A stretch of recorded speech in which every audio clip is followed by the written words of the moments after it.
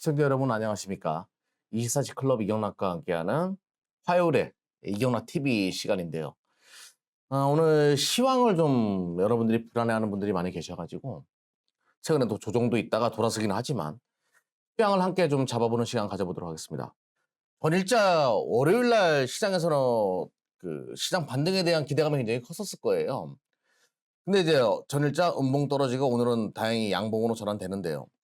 문제가 됐던 것은 시장에서의 그 실망감과 이 원인은 원래는 이제 나스닥이 지난 금요일 날 폭등을 했기 때문에 요 기대감이 있는 상황에서 우리는 월요일을 맞이했는데 대만 가건이 이제 확진자 수가 급증했다는 이야기가 나오면서 셧다운 우려감, 기업들의 셧다운 우려감이 발생했죠. 그러면서 폭락을 했는데 우리 근데 다 알고 있어요. 뭐 오래가지 않는다라는 거 셧다운 우려감은. 그래서 오늘 다시 이제 급등을 하는 바람에 국내 시장도 다행스럽게 돌아서주는 그런 흐름을 보여줍니다. 그럼 기술주 시장에서 이제 다시 반등이 나오는데 그러면 최근에 이제 조정 그리고 기존의 조정들 국내 시장 같은 경우에는 조정이 횡보, 기간 조정으로 이제 2번 들어왔습니다. 나스닥을 가지고 한번 이야기를 한번 해볼게요. 왜 대한민국 시장이 못 가고 있는가? 그리고 왜 기간 조정이 들어왔는가? 그 원인은 나스닥이 2번의 조정이 있었는데 첫 번째가 2월 달에 한 번 있었고 지금 이제 5월 달 넘어오면서 2번의 조정이 있었습니다. 요 조정의 원인이 뭐였냐 이거죠. 첫 번째 조정은 채권 수익률이었죠, 여러분들. 채권 수익률이 급격하게 갑자기 10년물 채권 수익률이 위로 튀어버리니까 시장에서 연준이 일 안 하네. 채권 수익률을 조율하지 않네. 연준이 인플레이션을 인정하기 시작했네.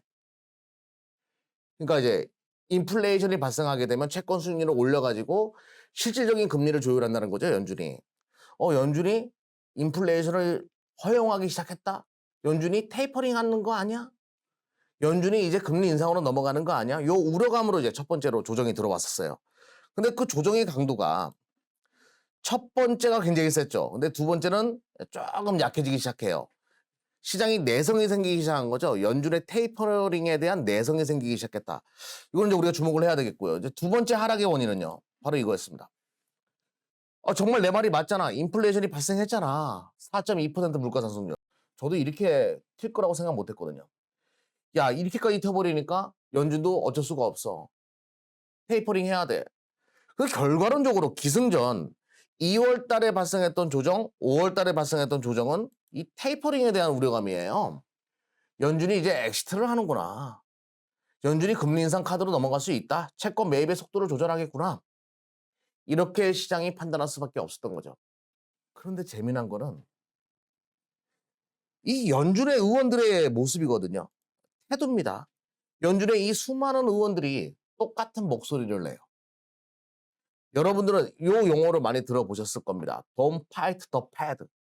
연준에 대항하지 말라라는 얘기를 많이 들었을 거예요. 이 연준의 의원들이 똑같이 하는 얘기가 있어요. 현재의 인플레이션은 뭐라고 얘기하죠? 일시적인 것이다. 일시적인 것이니까 과하게 반응하지 말라고 이야기합니다. 그러면 이들이 일시적이라고 얘기하면 뭔가 이유가 있을 거 아니에요. 연준의 의원들은 왜 한 목소리를 내는 걸까요? 일시적인 것이다. 그렇죠. 이들이 말하는 인플레이션은요. 지금 고용지표예요. 고용지표가 6.1%, 그러니까 실업률입니다. 실업률. 4% 미만으로 떨어져야지만 앞으로 테이퍼링을 할 것이다라고 얘기를 하는데 고용지표가 개선되지 않은 상태에서 인플레이션은 인정하지 않겠다? 그런 뜻으로 받아들여도 될 것 같아요. 이게 무슨 얘기냐면요. 여러분들이 뒤로 백도를 못하는 참 용어 저렴하네요. 백도를 못하는 인플레이션이 뭘까요? 한번 올려놓고 다시 내리지 못하는 인플레이션. 그거를 뭐라고 할까요? 그렇죠. 임금 인상을 동반한 인플레이션은 백도가 불가능해요. 고용지표가 많이 좋아졌습니다. 사람 써야 되는데 사람을 구하기가 어려워요. 임금 인상을 해주는 거죠. 그렇죠. 완전 고용 상태에서 발생하는 인플레이션은 지속 가능한 인플레이션이 될 가능성이 높겠지만 고용지표 개선 없이 발생하는 인플레이션은 일시적일 가능성이 높다는 얘기예요. 여러분들 임금 인상 한번 올려놓고 내릴 수 없잖아요. 어떻게 내려요? 미안해서. 이게 불가능하죠. 노조 일어나죠.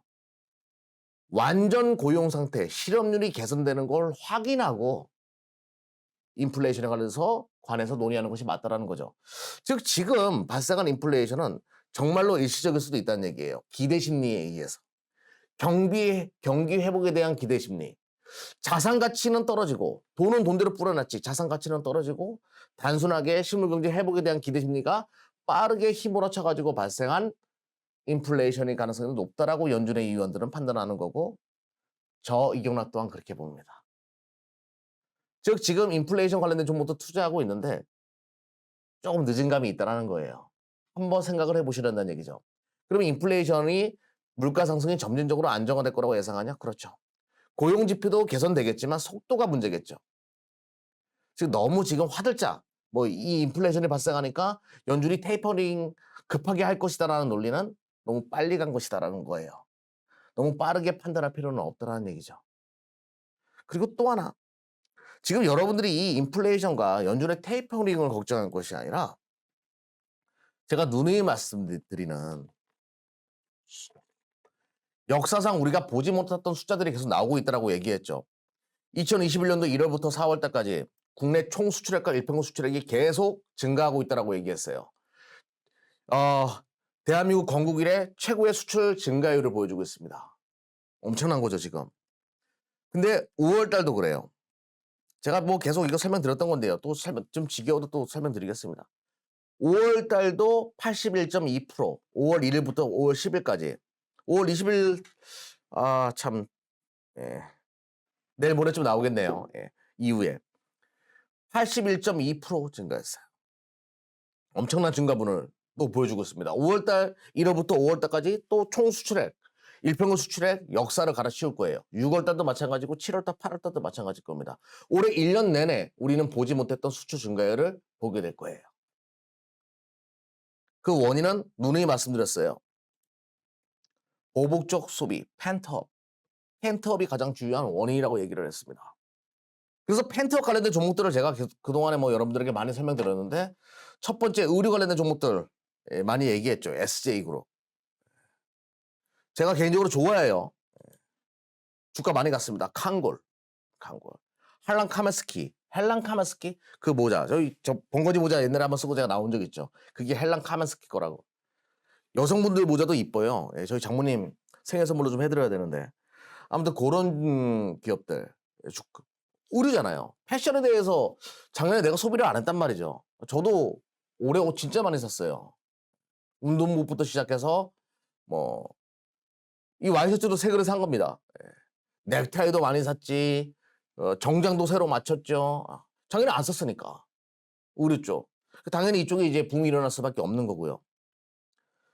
골프도 마찬가지입니다. 최근에 20, 30대 골퍼들이 엄청나게 증가한다라고 해서 제가 크리스 FNC를 과거에 한번 TV 방송에서나 여러분들에게 이 시간을 통해서 설명드리기 시작했는데 20, 30대 골퍼가 40% 정도 돼요. 40대가 40%.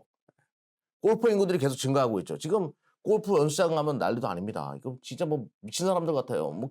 1시간을 기다려가지고 연습장에서 골프 칩니다. 우리 아까 최근에 저랑 같이 기업 탐방 다니는 손창현 팀장. 그 양반도 골프에 미쳐가지고 지금.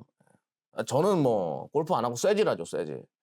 저는 헬스를 그냥 해버리는데 마라톤이나 등산 이런 걸 좋아하는데 아무튼 젊은 친구들이 골프를 많이 쳐요. 그와 관련돼가지고 이것도 보복적 소비의 일환이겠죠.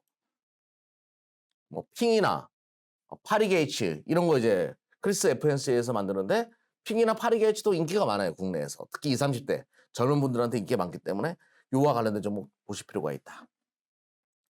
그리고 이제 힐라홀딩스. 미국에 이제 아쿠슈네트라고 있잖아요. 힐라 신발도 분명히 인기가 다시 살아날 겁니다. 보복적 소비의 일환으로. 젊은 친구들이 최근에 많이 신고 다니죠. 힐라 어글리 슈즈? 난 진짜 그걸 왜 신는지 모르겠어요. 저도 기성세대인가 봐요. 아무튼 힐라홀딩스. 신발도 잘 팔리고. 근데 힐라홀딩스는 이거죠. 바로 타이틀리스트. 우리나라 의류 브랜드 1위. 골프 의류 브랜드 1위. 타이틀리스트. 미국의 기업이잖아요. 여기에 지분을 50% 가까이 가지고 있는 거. 그리고 타이틀리스트는 골프공 시장의 절대 강자 1위 아니겠습니까? 부동의 1위. 이거 골프 이거 뭐라고 했지? 골프 장비도 만들고 골프채죠. 예. 골프채도 만들고. 요쪽에서 최근에 실적이 어마무지하게 좋아지기 시작했다. 뭐 이런 얘기 들으셨을 겁니다. 그래서 요와 관련된 것들. 근데 비단 이것만 있는 건 아니에요. 우리는 엄청나게 많은 물품의 대박 행진들을 보게 될 겁니다. 바로 미국의 저축률 때문에. 미국의 저축률이 계속 떨어지고 있는 부분을 제가 올라가고 있는 부분을 강조했었죠. 요것이 하반기로 가면 갈수록 계속 줄어들기 시작할 거예요. 다 어디로 가죠? 소비 시장, 서비스업 시장으로도 들어갈 거고요. 정말 광범위하게 우리는 지금까지 보지 못했던 경기 회복기를 누리게 될 겁니다. 이게 주식을 지금은 팔지 말아야 하는 이유 중에 하나죠. 그래서 제가 개인적으로 관심 있게 보는 거는 웰스파고랑 좀 비슷합니다. 웰스파고. 올해 하드라인 제품 소매주 주목해라. 스포츠 장비, 스포츠 관련된 것들도 보셔야 돼요. 작년에 운동을 안 했기 때문에 올해 이제 많이 소비를 할 것이고, 가전제품이나 전자기기 쪽을 계속 봐야 된다. 이거예요. 애플의 실적이 가장 좋아질 때, 삼성전자의 실적이 가장 좋아질 때가 언제라고 생각하세요? 하반기죠. 가전제품이나 전자기기 쪽, 하반기에 소비가 많이 쏠립니다. 어닝 서프라이즈가 발생할 거라는 거죠. 이게 애플의 주봉인데요. 애플의 주봉은 작년 8월 달에 고대를 머물러 있다라고 제가 얘기했어요. 하반기에 실적이 좋아지고 뭐 태블릿 PC건 뭐 등등 팔리는 것들이 반영되기 시작하는 구간이 언제라고요? 하반기라고요. 그러면 주식은 6개월 선행하죠. 지금 5월 달이에요. 지금부터 애플이 그걸 반영할 가능성이 높다는 얘기입니다. 애플이 반영한다? 기술주 진영이 절대 죽지 않는다라는 것을 의미하는 거죠. 또 원자재는 일시적인 반등 이후에 소강 상태를 그릴 가능성이 내가 높다고 얘기했어요. 이제 다시 기술주로 오는 그런 패턴들. 최근에 기술주가 쉬면서 가치주 쪽으로 갔는데요. 가치주에서 성장주 쪽으로 다시 매기가 들어오는 5월 말이 될 가능성이 높다는 거예요. 정말 중요한 얘기거든요. 예, 제가 드린 이야기가. 뭐 이런 것도 많이 팔리겠죠. 애플 거. 저도 이거 지금 사고 싶은데 못 사고 있어요. 제가 살려는 건 조금 고가의 제품이 있거든요. 뭐 주문이 너무 다 떨어져가지고 지금 구할 수가 없는 상황이고요. 뭐 요것도 마찬가지입니다. 에어팟. 요즘에 이거 누가 선 달린 거 하고 다닙니까? 요즘에 무선이 인기가 많죠. 요것도 보복적 소비의 일환으로 엄청난 판매량을 하반기에 보여줄 겁니다. 앞으로 더더욱 보여줄 거예요. 상반기도 좋았고. 이거는 비단 애플만 그런 것이 아니라 삼성전자도 마찬가지고 이런 웨어러블 기기를 만들어내는 모든 기업들이 여기에 포함될 겁니다. 그래서 애플의 주가에 대해서는 뭐 부정적으로 보진 않고 있고요. 또 하나 이제 그러면 삼성이나 SK하이닉스에 대해서 이야기를 한번 해봐야죠. 삼성이나 SK하이닉스가 다 올라왔다라고 말씀하시는 분들이 계시는데 그건 어떤 논리인지 모르겠어요. 과거 2018년도 서버 디램 열풍이 발생했을 때 그때 8.19달러였습니다. DDR4 8GB가. 근데 지금 3달러예요. 요만큼 올라온 거 가지고 메모리 반도체기 다 왔다고요? 3분기, 4분기 때 가전기기, 전자제품 등등 보복적 소비를 인해가지고 디램 가격은 올라갈 수밖에 없겠죠. 그러면 지금은 시작 단계에 있는 거기 때문에 디램 가격이 지금 이거를 기술주가 다 왔다? 성장주가 다 왔다라고 이야기해서는 안 되는 거죠. 많은 전문가들이 최근에 삼성전자 쉬고 SK하이닉스 쉬니까 다 왔다라고 얘기하는 분들 계실 겁니다. 반도체. 지금부터 또 힘을 하실 거예요. 2차 파동을 그릴 가능성이 높다는 얘기죠. 또 하나 저희가 관심 있게 보는 거는 24시 클럽에서는 이 PCB 쪽도 관심 있게 보고 있어요. 판때기도 많이 들어갈 테니까 앞으로 보복적 소비의 일환으로. 그리고 자동차. 자동차 판매량도 급증할 겁니다. 지금 뭐 반도체가 부족하다라고 얘기가 계속 나오던데 보복적 소비의 일환으로 자동차 판매도 증가하는데 여기서 중요한 건 2차 전지, 배터리 쪽. 요쪽도 많이 판매가 되겠죠.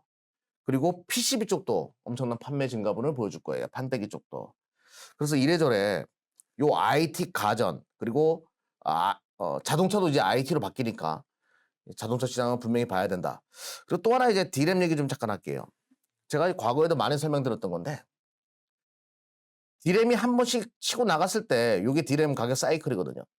2002년, 3년 PC 혁명 때 한번 이렇게 일어났죠. 이때 다음, 메일, 알러브스쿨 또 뭐가 있었어요 그때 뭐 저기 라이코스, 야후 메일을 만들기 시작하고 우리가 사무실에서 타자기 대신 PC를 두드리기 시작했습니다. 그때 PC 혁명 때 디램 가격 이렇게 한번 쳤죠. 그리고 모바일 혁명 때 스티브 잡스가 아이폰 3를 들고 나왔어요. 요때 디램 가격이 또 한번 쳤습니다. 그리고 모바일의 대중화 단계 또 한번 쳤고요. 그리고 2016, 17 뭐였죠? 서버형 디램 수요가 폭발적으로 증가하기 시작했죠. 자, 또 한 번 남았습니다. 이제 뭐죠? 쇼티지. 모든 부품에 쇼티지가 발생했고 서버뿐만 아니라 모바일, 뭐 태블릿 PC, 노트북 등등 PC 모든 게 쇼티지가 발생했어요. 여기에 또 하나가 얹힙니다. 바로 자동차까지. 쇼티지가 발생해요. 이거는 슈퍼 사이클의 신호입니다. 근데 모바일에 들어가는 디램이랑 자동차에 들어가는 디램이랑 그 양이 다르겠죠.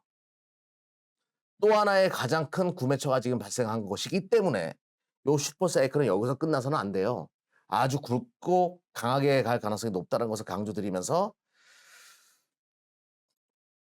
왕의 기환을 예상해 봅니다. 삼성전자, SK하이닉스 중심으로 다시 시장을 이끄는 그런 장세를 예상해 보고요. 또 하나 이제 요거 좀 설명드릴게요. 요게 이제 GM이 LG와 함께 짓고 있는 얼티엄 배터리 지금 프로젝트인데요. 계속 짓고 있죠, 지금. 바이든 행정부가 들어오고 나서 엄청난 변화가 발생했어요, 미국에. 전기차 판매량이 중국 원래 이제 12월 달이 가장 좋거든요. 전 글로벌 기준으로 봤을 때 12월 달이 보조금 지원 문제 때문에 12월 달이 가장 좋은데 이 미국 같은 경우에는요. 작년 12월을 이미 제꼈습니다. 작년 12월을 제끼고 아주 강한 판매량을 증가를 보여줘요. 누구 때문에? 바이든 들어오고 나서 탄소 배출과 관련된 이런 부분에 있어가지고 엄청난 지원을 하다 보니까 전기차 판매량이 급증하고 있죠.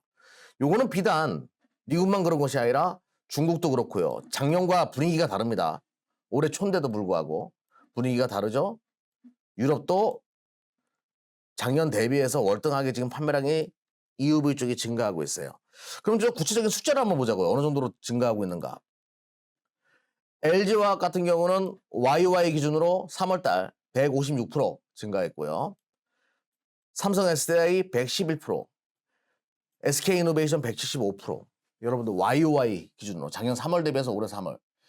어느 산업이 이렇게 100%씩 계속 증가하면서 올라가냐 이거죠. 물론 기저효과라고 할 수 있겠지만 아니에요. 전기차 쪽은 작년에도 좋았고 올해 더 좋은 거죠. 정말 어마무지한 성장률을 계속 보여주고 있기 때문에 대한민국 배터리 3사 그리고 배터리 관련된 기업들도 이제부터 2차 파동을 준비할 가능성이 높다. 그럼 제가 이제 이렇게 이야기를 드리는 데 있어가지고는 왜 갑자기 또 이경락이는 또 IT를 얘기하냐. 최근에 의류 얘기하더니 저는 선진국의 소비에다가 포커스를 두는 것이 맞다라고 봐요. 신흥국의 경기 회복은요 한계점이 있어요. 백신과 치료제도 선진국이 먼저 받고요. 신흥국은 한계점이 분명히 있는 부분이 있기 때문에 원자재 가격의 급격한 상승보다는 소강 국면을 제가 예상하는 거죠. 원자재 가격은 신흥국의 경기랑 많이 맞물리기 때문에 오히려 선진국의 소비 형태와 맞물리는 IT랑 전기차 쪽을 보는 것이 맞다라는 얘기죠. 의류도 마찬가지고 골프나 이런 거, 스포츠 용품 이런 것들도 선진국의 경기 회복과 맞물리는 것들을 보실 필요가 있어요. 꼭 기억하셔야 됩니다. 고복적 소비 관련된 종목들을 본다라고 하더라도 뭐 여행 관련된 종목들을 본다라고 하더라도 선진국과 관련된 종목들 분류해가지고 보실 필요가 있어요. 제가 여기와 관련된 종목들을 다음 주에는 PCB부터 시작해가지고 다양한 섹터들을 선진국의 경기 사이클과 맞물린 다양한 섹터들을 여러분들에게 설명을 드릴 예정이에요. 많은 분들 관심 부탁드리겠고요. 오늘 뭐 한두 종목만 좀 여행 종목 관련된 종목들만 더 좀 추려볼까요? 먼저 대한항공 쪽 잠깐 보도록 하겠습니다. 먼저 여행 가니까요. 돈 뭐 많으면 여행 가는 거니까 이쪽 사이클은 살아난다라는 논리인데요. 이게 저번에 한번 했던 것 같은데 대한항공 지금 노란 색깔 들어오고 나서 고개 들기 시작했습니다. 점진적으로 우상향하고 있는 부분들 이것도 좀 보실 필요가 있겠고요. 이거 말고도 뭐 아시아나항공도 나쁘지 않아요. 뭐 물론 뭐 변수가 많겠지만 이쪽도 바닥권에 있기 때문에 이 항공주들 좀 관심 있게 보실 필요가 있겠고요. 두 번째로는 이제 호텔 카지노 쪽인데요. 호텔 신라도 뭐 슬슬 볼 때가 됐죠. 슬슬 볼 때가 됐고 좀 최근에 주가가 올라오다가 살짝 쉬고 있는데요. 요런 그림입니다. 그동안 많이 쉬어 가지고 살짝 고개를 들고 있는 상황. 뭐 어차피 면세점 매출 증가할 테니까 호텔뿐만 아니라. 그리고 파라다이스 정도 뭐 원론적인 종목들인데요. 이쪽도 나쁘지는 않죠. 어차피 정상화될 테니까. 과거의 신고가도 넘어갈 수가 있거든요. 4만 원대도. 그래서 요런 것들은 여전히 좀 관심 있게 볼 필요가 있고 차후에 이제 IT 쪽을 좀 분류시켜 가지고 오늘은 여행 관련된 종목들 선진국의 경기 회복과 관련된 보복지 소비 관련된 것들로 요 네 종목 정도만 추려서 좀 설명드리도록 하겠고요. 다음 주 화요일 날은 좀 IT 쪽에서 PCB 쪽도 시작해 가지고 좀 포괄적으로 여러분들에게 좀 설명드리는 시간 가져보도록 하겠습니다.